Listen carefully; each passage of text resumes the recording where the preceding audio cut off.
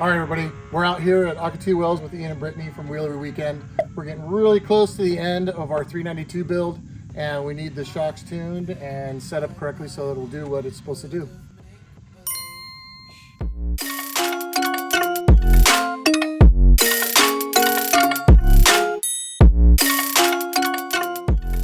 So we're headed over to do first round of shock tuning, just doing a little pavement action. What is your first kind of opinion of what's going on here? I'm not sure that we're actually in the ride zone of the internal bypasses because it's like very firm and it seems to struggle getting shaft speed over like small input stuff.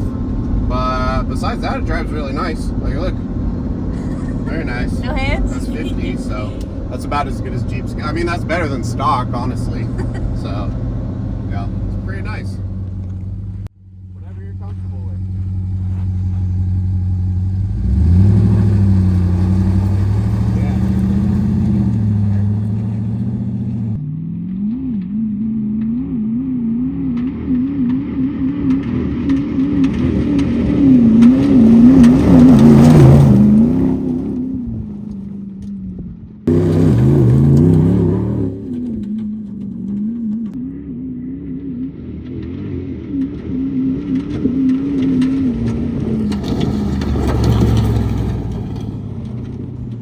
Yeah, try and drop them down to 15 just out of curiosity. We'll see. What are they at right now? 20 and 18. Just take 5 out and see how it is. Do you have gauge in your truck? Yeah, it's in the pack out.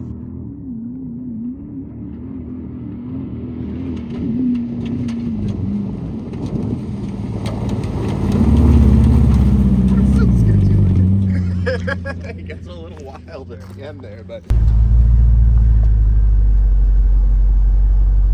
doesn't look that bad. I might drive it real quick.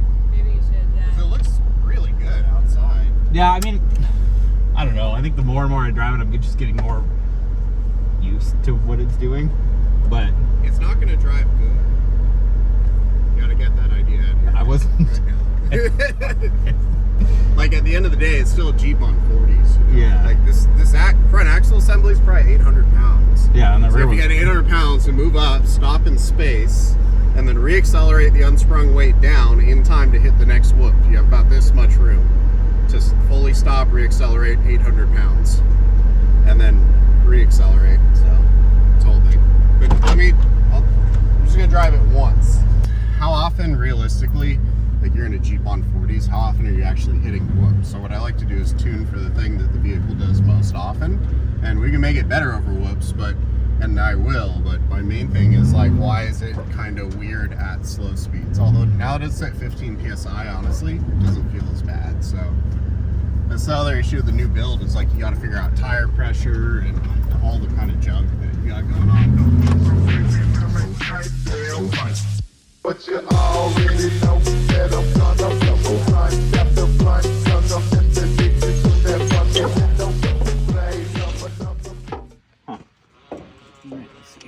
Hey, you might need help. I'm gonna film instead though.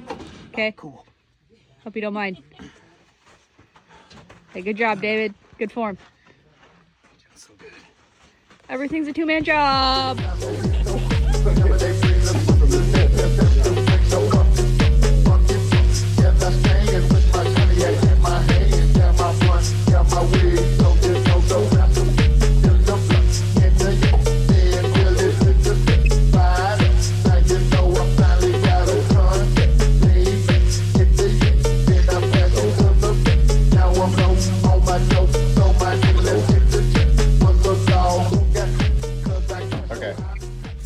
Cylinder of the IBP, and this is kind of like the new design. These used to all be like copies of Fox's pretty much, where they just use reed valves, but now they are using these little split rings as check valves, which is kind of cool because it's a little bit more modular and stuff. And so you can see it has these little screws, so you can undo these and add in bleed in specific zones if you'd like, or these can be like one-way valves and a bunch of other stuff. It's pretty cool. And then if you can see in there, there's like a bunch of holes and stuff.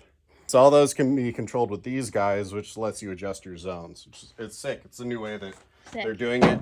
ADS does this a little better than everyone else too, because so you can see this guy right in here, this is like a one-way valve type deal. And then these holes actually essentially make it so that the oil has to recirculate through, so it flows out one cylinder and in the other. And that's how they can do an adjustable rebound on the reservoir. That's the only way to have rebound adjustment on the reservoir. Otherwise, you'd have to have a hollow shock shaft, which isn't great for racing for obvious reasons.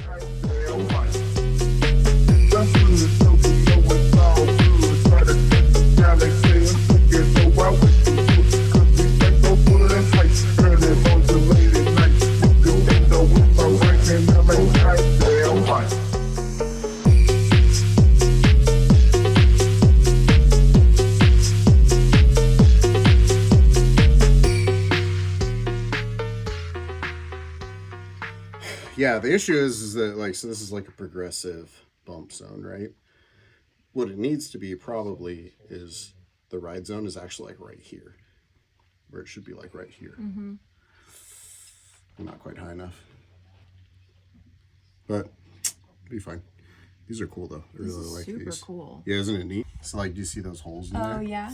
Those are the orifice size, which is also set by, like right here, this is just a set screw, so. An issue with making the ride zone super soft is that as you're going over rocks, like let's say your tire goes up and it'll kind of go like this, weep, whoop, weep, whoop, weep, you know, instead of just going up, and then it absorbs it and it moves once and settles. Yeah. Instead it'll be like, oh, well, here we are. And you get enough of that from the tires moving, so it's kind of like, you know, it's kind of annoying. Is that why it's called a bypass? Because you're bypassing the... Exactly. Wow. I learned something today. The more you know. Why one side has 6 holes and one side has 3? One side's a compression side, one side's your rebound side. Your rebound side's only gonna have 3 holes because rebound events are typically about triple the amount of force that compression events are. Because if you think about it, on compression, as the tire's trying to come up, the spring is resisting it coming up. Whereas on rebound, everything's trying to shoot it back out.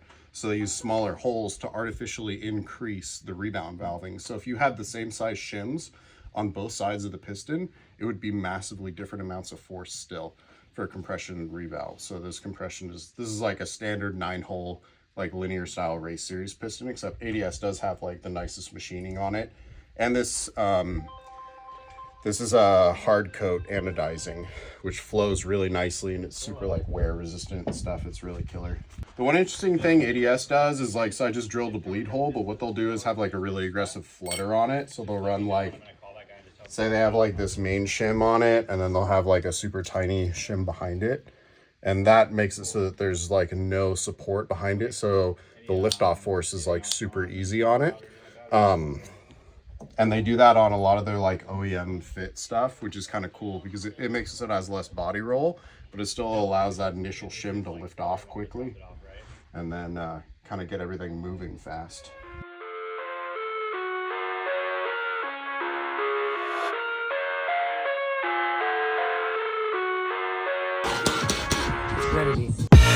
I live inside my own world of make-believe.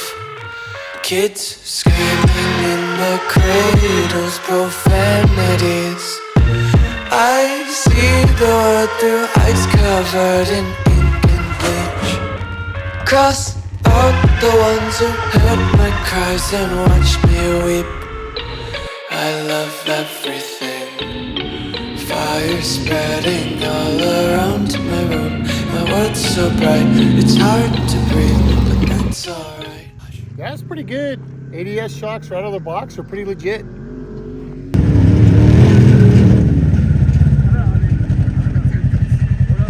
Bad. We just want to do that one. Yeah, just gonna hit this one over here again. Okay. Because they want to get some.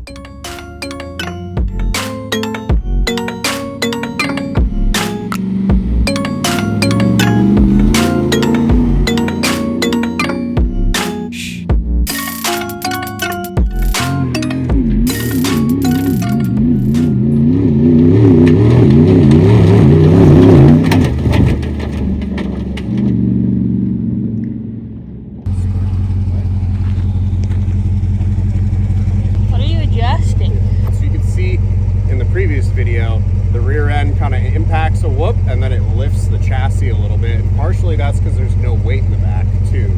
So you imagine you load this thing down with camping gear, it's going to fundamentally change the ride dynamics. But what I like to do is, at least right now, make it so that it's using all the shock travel over that, because that's as fast as you should be going over something like that in a vehicle like this. So if I can get this off.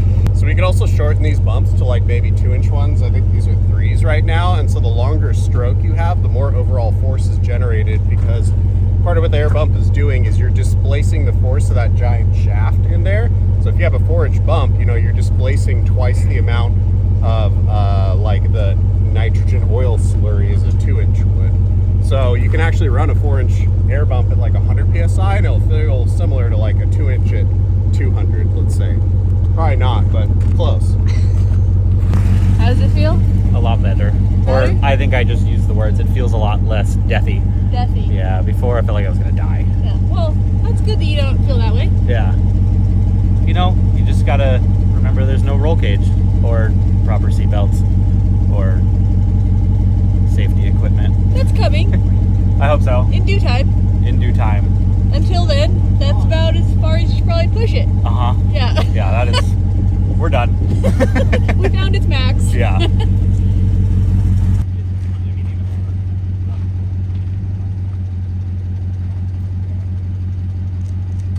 Definitely works a lot better just going in manual mode though. Oh, okay.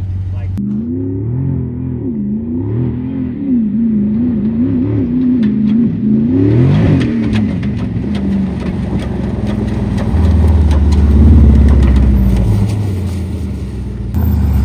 I tried to shift into 5th. It's like, no, please.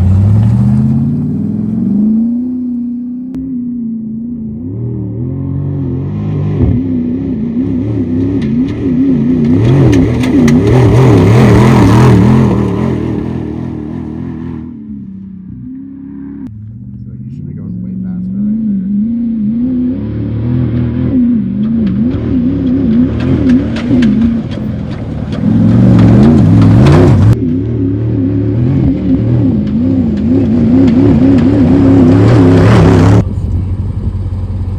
Like literally driving, it did feel like it was satisfied with its current state, I would say. Because it was, like you said, it was like it was driving on like 100 psi before. So it's way, way smoother now. sweet. Progress. So we just wrapped up tuning the 392 JL, and it's pretty comfortable now. At first it felt like it was at 100 psi in the front, and I think ADS really has the market captured on the best internal bypass coilover out there. And I just need a little bit of fine tuning to really get the shaft speed up over stuff, and now it's pretty comfortable all around, decent in the whoops, and it should be nice and reliable for a long time for the customer. All right, well, we can't thank Ian and Brittany enough from Wheel Every Weekend. They tune everything for us, all the builds we do, and they knocked it out of the park again. Thanks, man. Thank you. I like